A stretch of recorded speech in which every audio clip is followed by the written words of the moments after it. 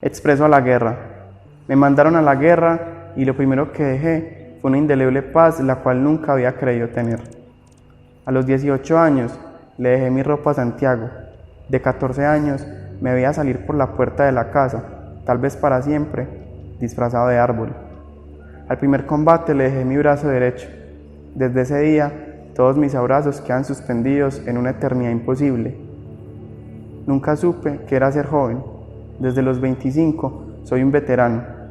A veces, al despertar, creo que los aviones que pasan van a disparar. Lanzo mis brazos para abrigar a mi hijo, pero entre mi hombro y él queda esa fría distancia infinita que dejó la guerra. No tolero las carnicerías. Hace años dejé de distinguir los cuerpos entre el tinte rojo de la crueldad. Soy tosco y de todos espero una bala por la espalda. Mi testamento está hecho desde los 23 años. La pensión del ejército solo abastece la cuota del cementerio. Mis uniformes no pueden camuflar la sangre que quedó entre sus costuras. Sé más de armas que de arte o de literatura. A la guerra me mandaron. Le dejé 2 años y un brazo, pero ella insiste en no soltarme de ambas manos.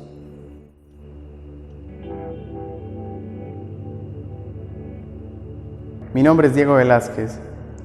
Soy abogado de la Universidad Autónoma Latinoamericana.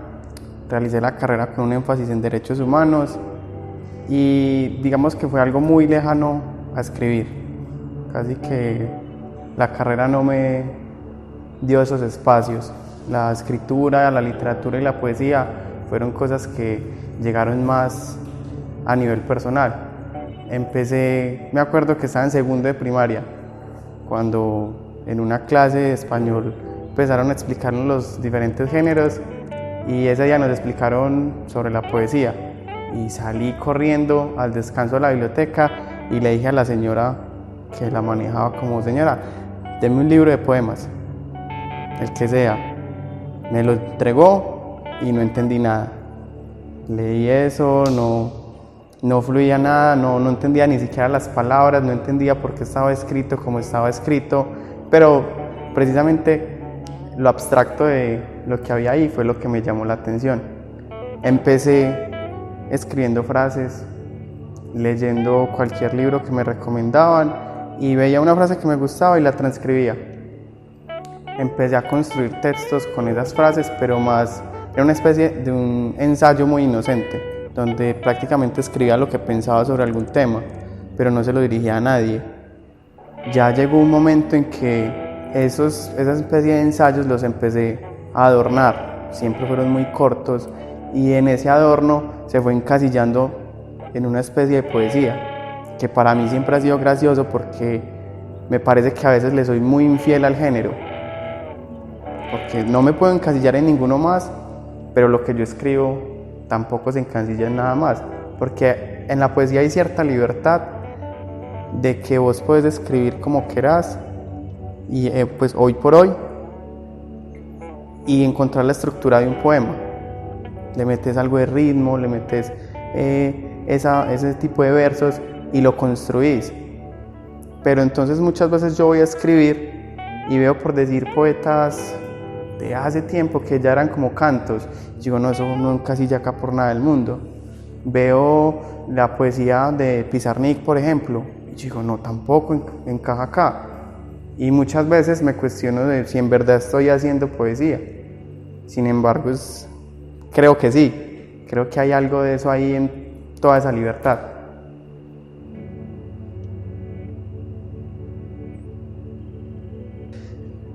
A ver, primero que todo, en la familia nadie. No tengo ni he escuchado de nadie que en la familia hubiese escrito. Mi papá siempre me ha dicho que él leía mucho.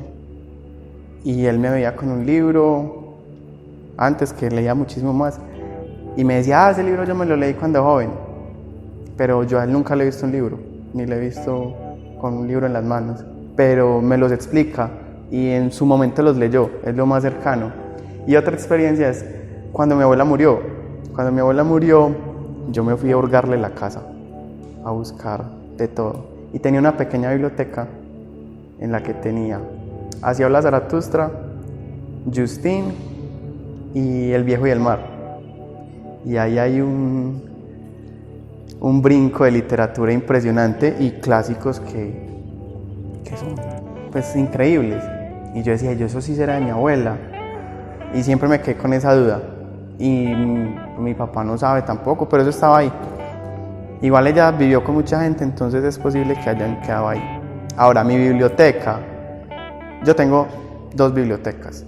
La de los libros renegados, por así decirlo, y la de los libros que llamo como míos. La mía, bueno, primero la de los renegados. Ahí pongo todos esos libros que tuve por accidente.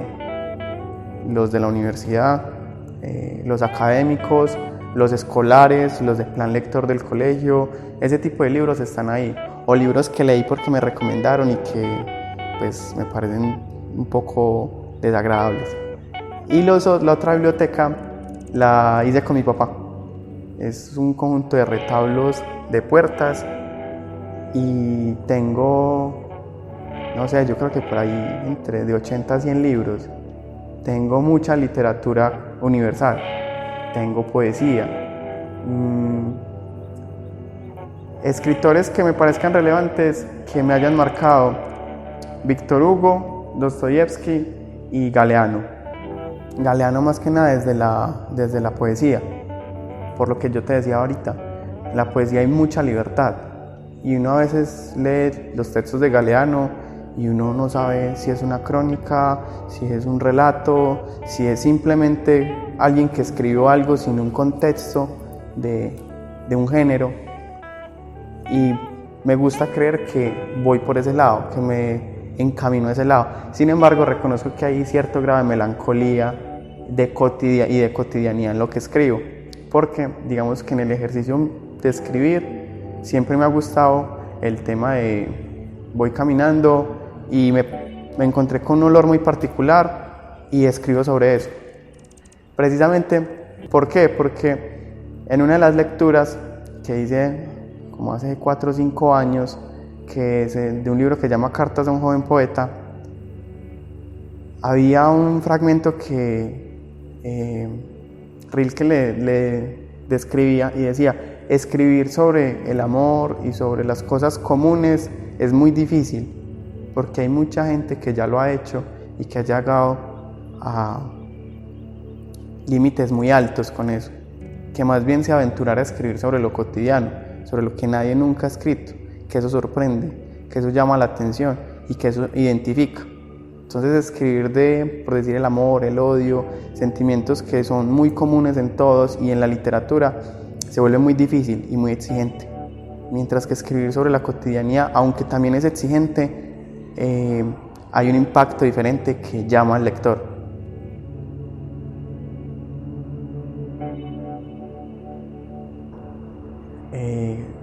La experiencia de llegar a poder publicar un libro, primero.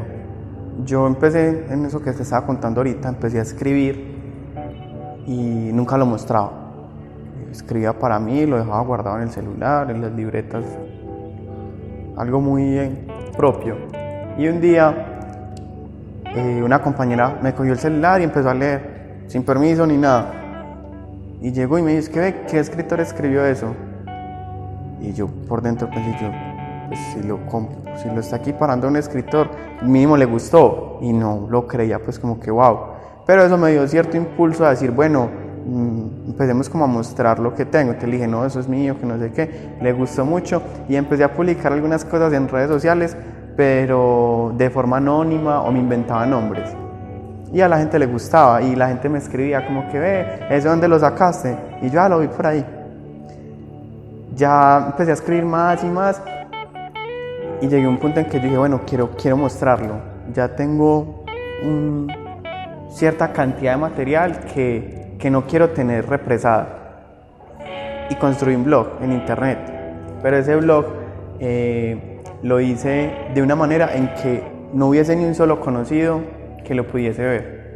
Entonces lo hice en WordPress y empecé a seguir gente de todas partes, de Argentina, de Chile, de España, y entonces me seguían y empezábamos a hablar sobre los textos, me daban sus opiniones, yo daba las opiniones sobre los de ellos, y me gustaba porque yo siempre he creído que una opinión de un extraño vale demasiado, porque no te debe absolutamente nada. y no te debe no te debe más que la honestidad que se debe él mismo. Puede opinar libremente y es un crítico, yo diría que muy serio. Luego de eso me cansé de lo virtual. Yo dije, no, pues es que eso ya parece como buscando me gustas, como una competencia de quién lo comparte, y me pareció algo muy banal y dije, no, yo quiero lo físico, y empecé a tocar puertas. Entonces busqué en el fondo editorial de la universidad, empecé a buscar convocatorias, no aparecía nada, no tenía los contactos, y me cansé y yo le dije a mi mamá, ¿sabes qué? Yo quiero publicar un libro, pues yo lo quiero sacar. Y empecé, coordiné con ella y yo mismo en Word lo diseñé, cogí 20 poemas, hice un poemario así, 20 poemas con 20 fotos mías y saqué una copia.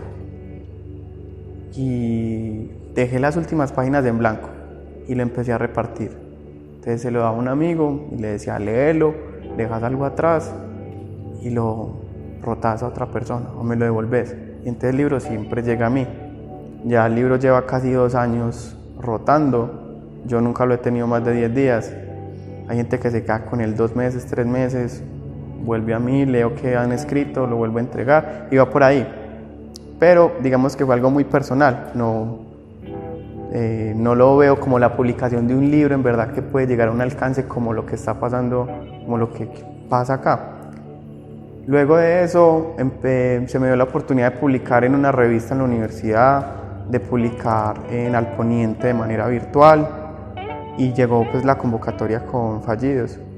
La mandé la primera vez a principio del año pasado, me acuerdo que fue preseleccionado, llegó hasta ahí, me dijeron organiza cosas, corregilo y volverlo a mandar después.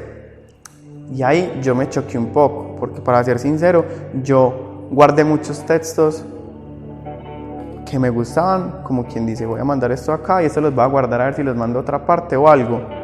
Y la verdad no tenía como la estructura de un libro, sino que recopilé los textos que tenía y los presenté.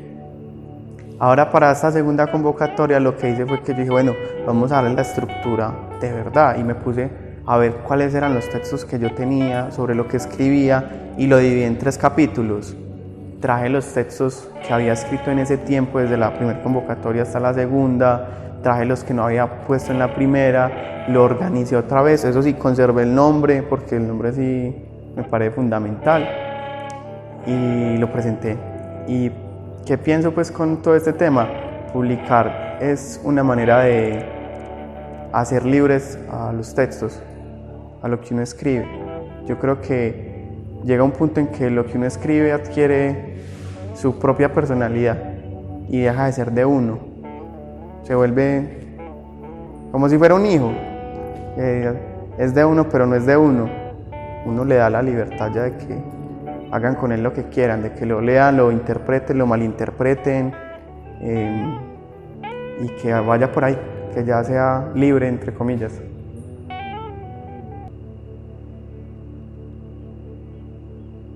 Pues a ver, primero que todo el nombre, que el nombre siempre que lo digo a la gente le causa como curiosidad y gracia y me dicen como ve, ¿por qué ese nombre tan raro? A mucha gente le gusta, a mucha gente de una como que le hace el feo y ya. Cuando mandé la primera convocatoria no tenía ni idea cómo se iba a llamar ese recopilatorio de poemas que tenía y me acuerdo que para cuando eso tenía 2 opciones. Una era Relicario y otra era Lo que nunca supe decir.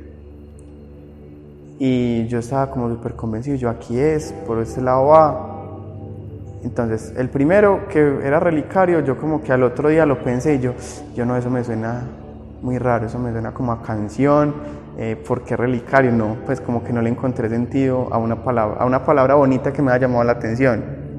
Y el otro que me estaba convenciendo mucho, Lo que nunca supe decir, terminó por parecerme el más ridículo y el más hipócrita, porque entonces yo cómo voy a publicar algo que nunca supe decir, entonces ya lo sé decir o no lo sé decir. Entonces yo dije, no, esto no, y pensé, ¿qué son esas chambonadas? Y entonces empecé a pensar y esa palabra se me quedó todo el día, y yo la chamba, y yo pongámosle así.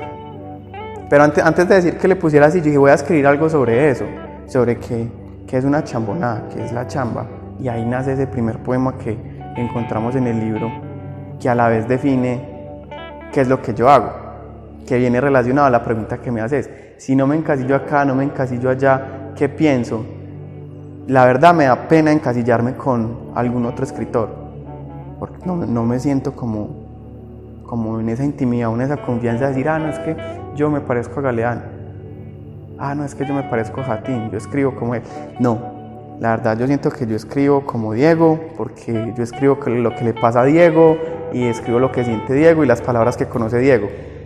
Entonces mucha gente me dice, vos me acordaste a un texto de Vallejo, o me acordaste a un texto de Galeano, o cualquier cosa, o por decir, vos ahorita me decías a la cotidianidad de Pessoa, y yo por mí digo, maravilloso que pueda hacer sentir eso. Pero decir que yo tengo la certeza de que me parezco a alguien, no quisiera pensar que es así.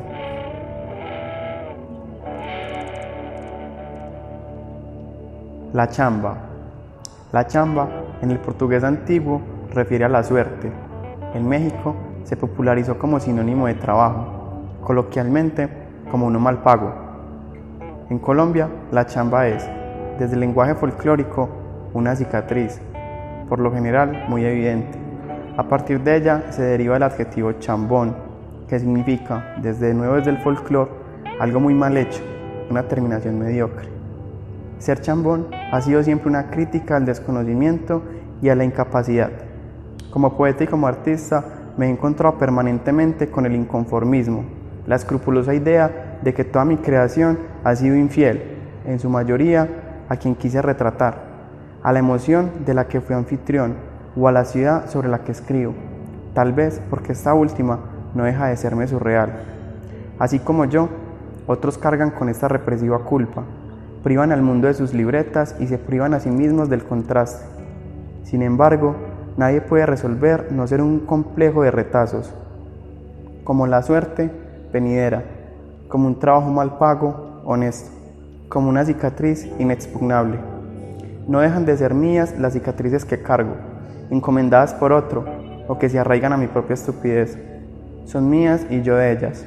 Ignoro la posibilidad del realismo, la expectativa de fidelidad, y me conformo con ser un mediador entre aquel mundo intangible que pasa sobre mí y las chambonadas que escribo.